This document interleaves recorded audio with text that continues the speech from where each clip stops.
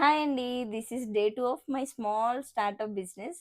నేను నా బిజినెస్‌లో ఉన్న ఇన్ఫర్మేషన్‌ని అండ్ నేను ఫేస్ చేసిన ప్రాబ్లమ్స్‌ని అండ్ మీకివ్వాల్సిన టిప్స్‌ని ఒక చిన్న రీల్ ఆర్ వీడియోలో పెడదాము అని అనుకుంటున్నాను. బట్ ఇది ఎంతవరకు అవుతదో నాకు తెలీదు. నేను మాక్సిమం పెట్టడానికి ట్రై చేస్తాను.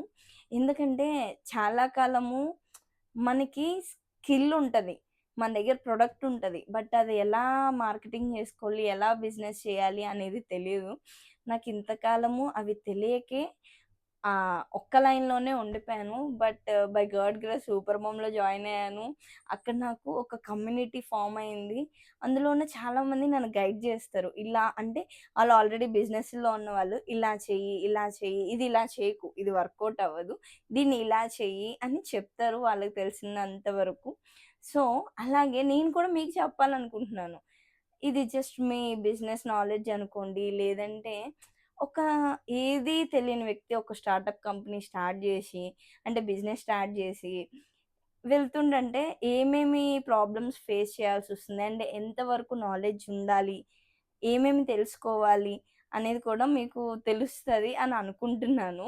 ఇది మంచిగా వెళ్తది అని అనుకుంటున్నాను. And day 2 of my business ఏంటి అంటే, ఒకటి ఒకరు హెల్తీ స్నాక్స్ అనేది అడిగారు వాళ్ళ పిల్లల కోసము. సో, నేను సజ్జలతో చక్రాలనేవి చేశాను. అండ్ దిస్ ఈజ్ ఇవి.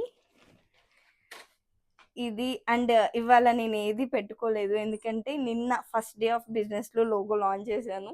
చాలామంది గూడా చాలా కంగ్రాచ్యులేషన్స్ మెసేజెస్ అండ్ చాలా బూస్టప్ ఇచ్చారు ఆల్ ది బెస్ట్‌లు జెప్పి. సో, నిన్న లోగో లాంచ్ చేశాం కదా! ఈరోజు మరి మెనూ రెడీ చేయాలి కదా! ఆల్రెడీ టైం 11:00 అయింది. నైట్ 11 అయింది.